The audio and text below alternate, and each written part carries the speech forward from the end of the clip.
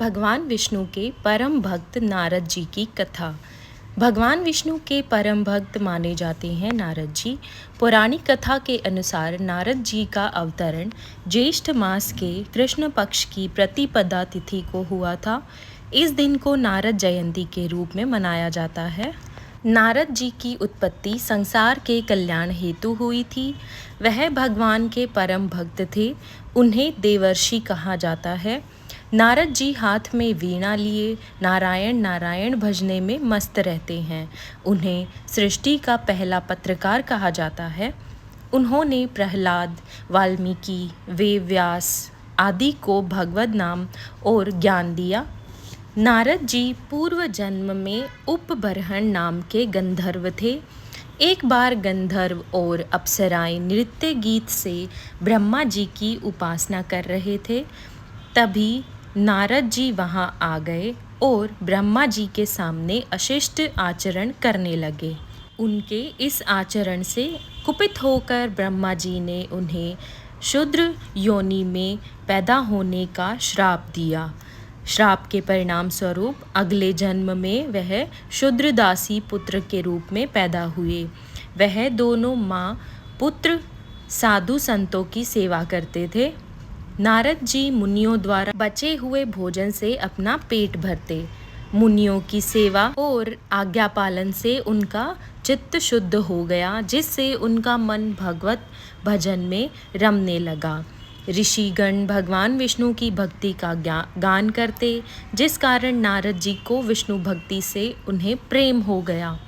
बुद्धि भगवान विष्णु की भक्ति में ऐसी लगी कि स्थूल शरीर को भूलकर दिन रात उसी में मस्त मगन रहने लगे।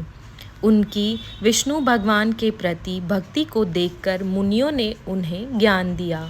नारद जी जब 5 वर्ष के थे तो उनकी माँ दूध दूहने के निमित्त घर से निकली तो सर्प ने उन्हें काट लिया, जिससे उनकी मृत्यु हो गई। माता की मृत्यु के पश्चात नारद जी चिंता रहित होकर वन की ओर चले गए।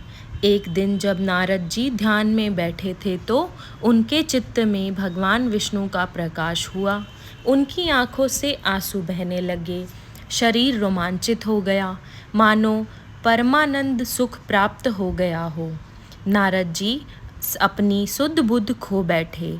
उसी समय प्रकाश लुप्त हो गया, जिस कारण नारद व्याकुल हो गए।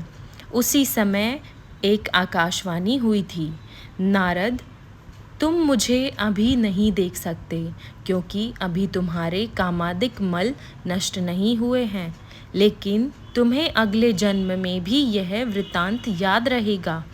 तुम अभी साधु संतों की सेवा करते हुए मेरी दृढ़ भक्ति प्राप्त करो।